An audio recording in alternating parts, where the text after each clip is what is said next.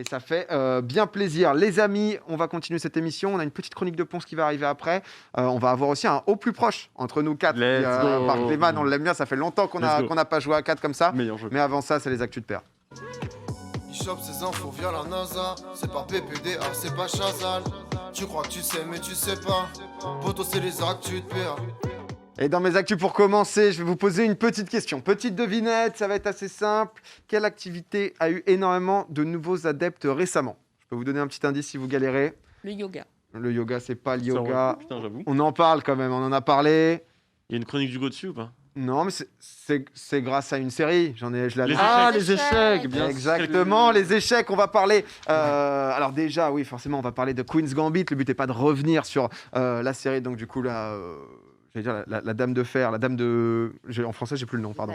Je suis totalement bilingue, en fait. Excusez-moi, le jeu de la dame, exact. Pardon. Donc, du coup, juste pour contextualiser, mini-série de 7 épisodes. L'histoire donc, de Beth Harmon, donc, qui veut devenir la plus grande joueuse d'échecs au monde. Ça se passe dans les années 60, en plein contexte de guerre froide. C'est la série, donc, du coup, la plus regardée sur la plateforme. 62 millions d'utilisateurs ont regardé la série dans le monde. C'est le plus gros démarrage, pardon, c'est pas la série la plus regardée, mais le plus gros démarrage ever pour Netflix, qui est juste impressionnant. On va pas vous faire ni toute la série ni rien. Moi, en fait, je me suis intéressé un peu à aux conséquences de l'explosion de cette série sur le monde des échecs, parce qu'il y a énormément de gens qui s'y sont intéressés juste après, et c'est assez fou.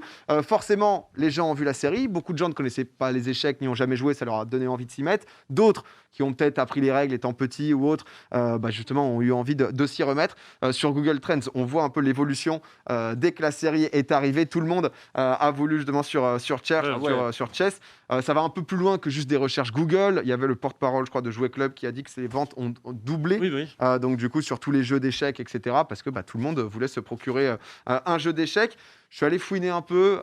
Il y a en gros chess.com, c'est un site qui est d'ailleurs assez bien foutu, mais qui est en gros le plus gros site pour jouer en ligne au monde. Ils ont une petite page statistique, etc. Mais c'est vrai qu'il n'y avait pas grand-chose d'hyper intéressant. Je suis allé les DM pour avoir des informations sur le nombre de joueurs, si eux, ils ont vu vraiment une différence. Et honnêtement, c'est impressionnant. Le nombre d'inscriptions dans le monde, il a fait x3.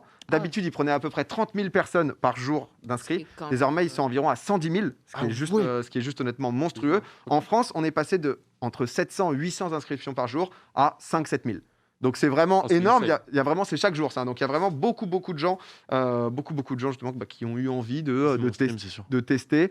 De quoi ça? C'est grâce à lui. Il dit c'est mon stream, mais en vrai sans déconner, c'est l'effet boule de neige, tu vois. Mais les gens s'inscrivent et jouent. Il y a moyen de mesurer ça? Tu vois pas exactement qui joue, mais généralement quand tu te crées un compte et que tu as eu la galère, c'est pour derrière jouer. Est-ce que vous jouez? Parce que ça, forcément, on sait qui joue. Vous jouez, Marie Je sais Ponce? pas y jouer. J'ai un échiquier magnifique, un échiquier Harry Potter en plus. Donc trop beau. Moi, j'ai spammé le jeu. Moi, j'ai spammé le jeu quand j'étais petit. C'est moi qui ai demandé à mes parents. Je devais avoir, 10 ans, et j'avais demandé à mes parents un truc pour me mettre au jeu, sauf qu'ils avaient un peu la flemme de tout m'expliquer. Mon père est un grand fan d'échecs aussi, tu vois. Ils avaient un peu la flemme. Ils m'ont acheté un truc où il y avait plein d'infos. Ils m'ont donné un truc avec plein d'infos, etc. Et à partir du moment où je savais un peu jouer, là, mon père, il a commencé à me dire, vas-y, viens, on joue. Tu vois. Et du coup, il m'a détruit en boucle, quoi. C'était lourd. Mais ça te donne envie de t'y remettre, là, un peu la hype de ouf. Okay. Ouais, de ouf. C'est juste qu'en ce moment, il y a beaucoup de jeux qui me hype et c'est compliqué. Mais ouais, j'adore les échecs. Je trouve que c'est... tu parlais des jeux de société, mais moi, je trouve que les échecs, c'est l'un des meilleurs. C'est la base, quoi. C'est du pur 1v1 et ça mind game et tout, ça clutch. Enfin, moi, j'adore les échecs, c'est trop bien. Honnêtement, c'est vrai que c'est assez impressionnant. Il y a beaucoup de gens qui jouent, etc. Mais il y a aussi beaucoup de gens qui regardent, parce que sur Twitch, forcément aussi, il y a une grosse explosion quand même. Il y a aussi le confinement qui a joué, c'est-à-dire que le confinement, c'est sympa, t'es seul chez toi, tu vas jouer aux échecs. C'est vrai que sur Twitch, il y a Blitzstream qui fait un très gros travail, maître français, maître national, qui lui stream et explique un peu. En août dernier, il y a la team e-sport, TSM, Team Solomid, qui a recruté donc du coup Hikaru Nakamura, exactement, merci, qui est dans le top 20 mondial quand même des joueurs d'échecs, donc c'est quand même pas rien. En plus, un des 5 meilleurs en blitz, tu vois. Donc partie rapide. Blitz qui est très très rapide. C'est vraiment le mec le plus rapide du monde presque en échec. Et 1,5 million d'abonnés quand même sur sa chaîne. Il a été grand maître à l'âge de 15 ans. Donc on est sur du crack. On avait un petit clip assez marrant où assez souvent il joue les yeux bandés, mais c'est que Grand maître, c'est 2500 Elo, je crois. Ouais, en gros, en fait, pour devenir grand maître, c'est 2500 d'élo. Et en fait, tu as 3 normes donc du coup à obtenir, qui sont un peu comme comme un peu un palmarès. Donc là, il était les yeux bandés et il enchaîne un petit fou hachette, dame G3. Et, non mais en vrai, c'est assez insane. Il y a Cloud9 aussi qui avait pris. Cloud9 a pris un joueur. Ouais, qui a recruté, il me semble. Ok. Ouais. Je savais pas. Moi, je vois des équipes e-sport suivre des stars montantes des échecs aussi, donc c'est intéressant. Je me dis, ça arrive peut-être. Mais en fait, c'est clair qu'il y a il y a une comparaison qui est assez intéressante. Nous, on a MVL, Maxime Vachier-Lagrave, qui est donc du coup au numéro 4 mondial en ce moment, quand même, joueur français. Seb Domingo, forcément, ça booste. Hein. Ah, ça booste, je ne dis rien, mais c'est clair que bon, ça apporte des choses, quoi. Et moi, je voulais revenir aussi sur un point qui est intéressant, qui est un peu vu dans la série. Le but n'est pas du tout de spoil non plus, encore une fois. C'est la place, justement, de la femme dans les échecs. Ouais. La question aussi du sexisme, qui est quand même hyper intéressante. Kasparov et... Voilà, quoi. Il y a un passif, quoi. Ah, de fou. Mais si Paul Gare, je sais pas si tu connais l'histoire. Ben, je vais te l'expliquer. Ah bah, c'est... bonsoir. Let's go, pas de soucis. C'est dommage. Je ne sais pas marquer les actus de PA. Mais si je vous dis Judith Polgar, ça vous dit quelque chose? Ça me parle grave. Première femme à atteindre le rang de grand maître international, d'atteindre le top 10 déjà. Ouais. Et à l'époque où elle a atteint les grands maîtres, c'était la personne qui l'avait atteint le plus jeune de l'histoire de l'humanité, en fait. Exactement. Je crois qu'elle avait 15 ans. Juste devant Bobby Fischer, je crois, si je dis pas de bêtises, elle avait battu son record. Et non. Et la chaîne YouTube d'ailleurs. Le chat là, c'est Sexismono, c'est la seule solution, vous le savez très bien, voyons. Il est suffisamment tard pour que vous n'ayez pas cet âge pour spammer cuisine. Du coup... mais d'ailleurs, dis-moi. Juste, alors moi j'ai pas vu la série, mais tout le monde m'en parle évidemment.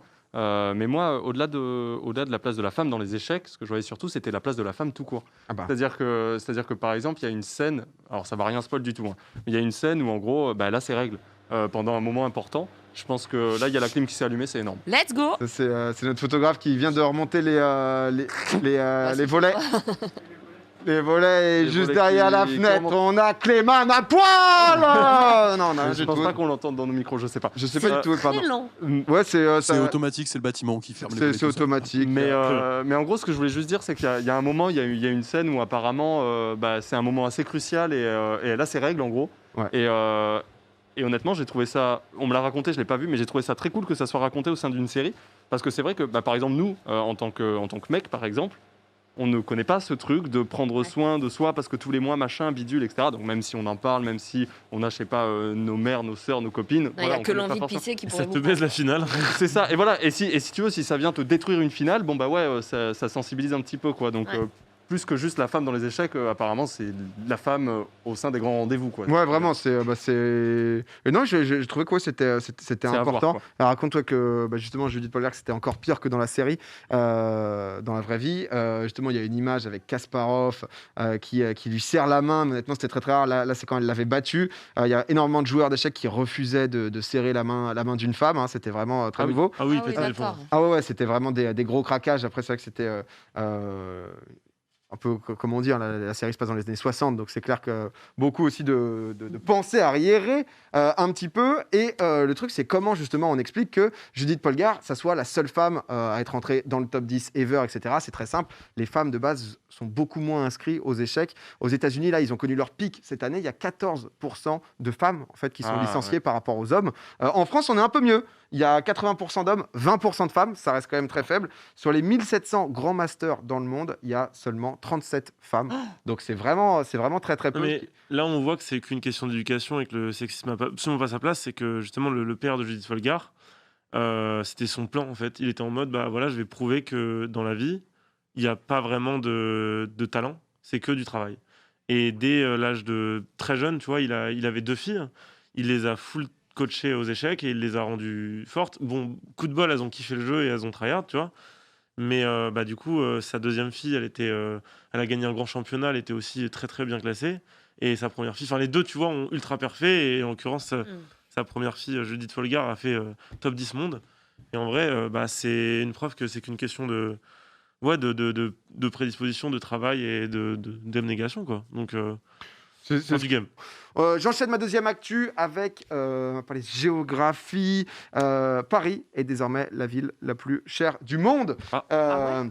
The Economist qui fait en gros une étude à peu près tous les 6 mois. Avec Hong Kong et Zurich, c'est donc Paris la ville la plus chère du monde à égalité. En première position, le Pourquoi classement en gros il est basé sur le coût de 140 produits et Ok. services, Ah. donc aussi bien alimentaires que l'immobilier.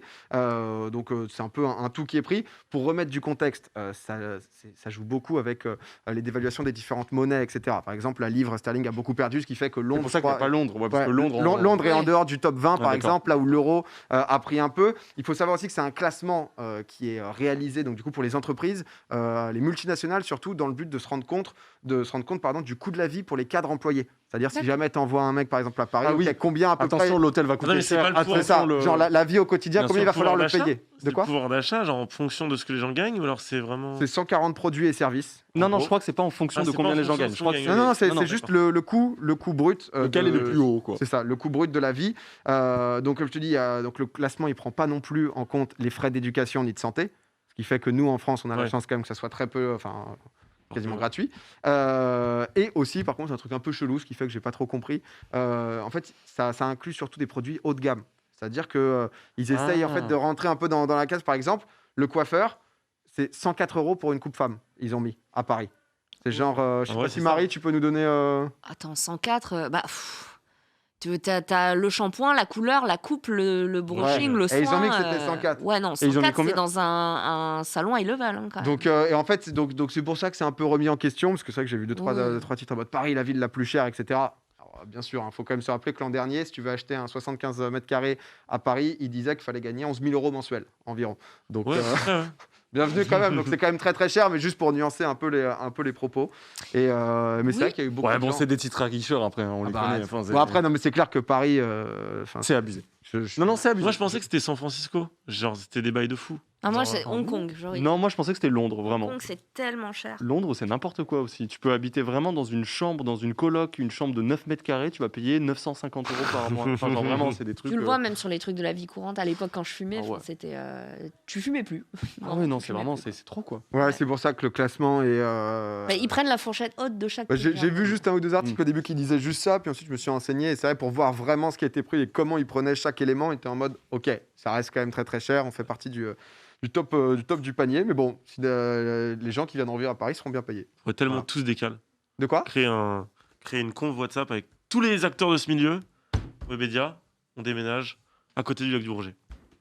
Yes. Ouais, c'est exactement ce que- Ben oui, mais après, tu vois, par exemple, c'est pas pour rien que Solaris sont allés à Tours. Hein. Clairement, Ça, c'est vrai. tu sais, quand tu montes une entreprise, je pense que s'installer à Paris, c'est à la fois pratique parce que tu as tout à côté, mais à la fois, c'est chaud, quoi. parce T'as que- des villes qui te payent pour aller venir, ouais. entreprendre chez eux. C'est vrai, ouais, complètement. Sûr. complètement. Genre Angers ou Mais c'est ce que tu nous avais déjà dit, parce que c'est vrai que le débat Paris, est-ce que c'est bien, est-ce qu'on a envie de se partir et tout, on en a déjà pas mal parlé, mais que ce soit l'Allemagne ou autre, ils ont des capitales culturelles, genre économiques, etc. Ah ouais, c'est c'est beaucoup très plus différent. varié que nous, où tout est centralisé à Ouais, Paris. Et, C'est exactement ça. La c'est France clair- est un pays centralisé et c'est lié. Tu as tout à fait raison. C'est pas pour rien non plus que c'est aussi la ville la plus chère et peut-être une des plus chères du monde. C'est parce que c'est tellement centralisé que oui, ça fait monter tous les prix, tu vois. évidemment.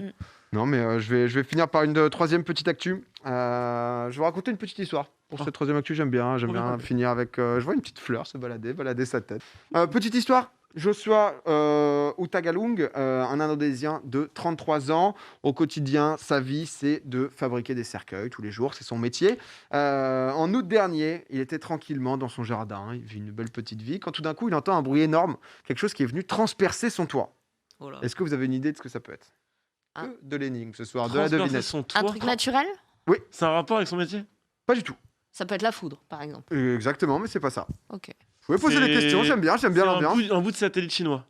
Non. Un arbre, Presque. il a besoin Mais des ça vient arbres. de là-haut, ça vient de là-haut. Ça vient de là-haut, ouais. Ouais, ça vient de Un là-haut. bout de Un la avion. lune. Un bout de la lune. Non, ça aurait pu. Un bout Pierre-Henri. d'astéroïde. Une toile filante. Il l'a presque. Un bout de météorite. C'est un bout de météorite. Un Oh bout de là météorite, là, une, les mé- Tonks. une météorite de plus de 2 kilos. qui est Oh, le venue, boss. Mais il est riche, transpercer- il est richissime. Mais il est Non, richissime mais, de ouf. c'est incroyable. Transpercer son toit. Au début, il savait pas du tout ce que c'était, etc. Il allait le faire expertiser. Justement, chez les spécialistes, ça a été une très bonne surprise. C'est une pierre qui date d'il y a 4,5 milliards d'années.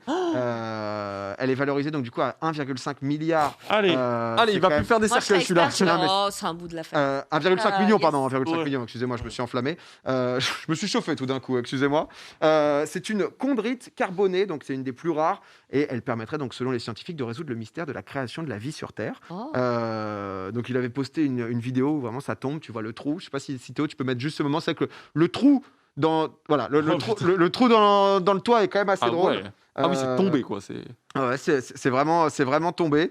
Et donc, du coup, je crois qu'il y a un Américain qui s'est dépêché d'y aller avec une valise de cash et qui l'a acheté. Non, c'est pas vrai. Oh Si, ils l'ont Non, acheté. t'es sérieux? Ouais, c'est Genre là, Il y a je des chasseurs de Mais tu sais météorites, qu'il s'est mis trop bien en vrai, parce que ça se trouve, ça vaut beaucoup plus. Ah bah, vu les dégâts que ça a fait à la maison qui sont assez Mais- raisonnables, tu vois, ça va. Oui, C'est-à-dire en fait- que c'est plutôt une bonne affaire. C'est, Vu comment Pour le vendeur de l'atmosphère- cercueil, c'est gagnant. Hein. Vu que l'atmosphère elle est censée cramer la météorite, elle devait être tellement énorme avant d'arriver En dans fait, c'est l'atmosphère. ça, ouais. Ouais, pour qu'il c'est reste ça à la fin. c'est tellement que- improbable en fait, et c'est incroyable. 2,1 kilos, ouais, je crois. Et donc, du coup, bah, il a pris sa retraite, le gars. Et, Ah. Bien Bah joli. oui, tu m'étonnes. et il a annoncé vouloir construire une petite église, tranquillement. Donc, mais c'est vrai que j'ai vu l'histoire passer, je me suis dit, sympa. Incroyable. Stonks, sa petite journée, c'est Ah, vrai que... ouais, c'est une belle journée, ouais. Ouais, logique. Non, mais ça c'est m'étonne qu'il n'y ait pas de cratère. Parce que c'est vrai que j'avais vu, dans l'atmosphère, la vitesse, c'est 260 000 km/h, la vitesse d'une météorite. C'est même, difficile ah, à s'imaginer quoi. Ouais, Enfin, ouais. au-delà de... Ouais, 1000 260. au-delà de 1000 km/h, et encore, Oui, c'est difficile c'est- de se faire à l'idée. quoi. ouais, ça devient des chiffres... Elle se téléporte quoi, limite. Ouais, c'est ça. C'est vraiment... Bah, ça fait 80 km par seconde. Je l'ai. Ah ouais. Mais en tout cas, voilà pour mes petites actus, les échecs, les météorites. Super. Hyper stonks. J'ai adoré. Et pareil, très cher, mais à contrebalancer, peut-être pas la ville la plus chère au final, avec tous les arguments pris en compte.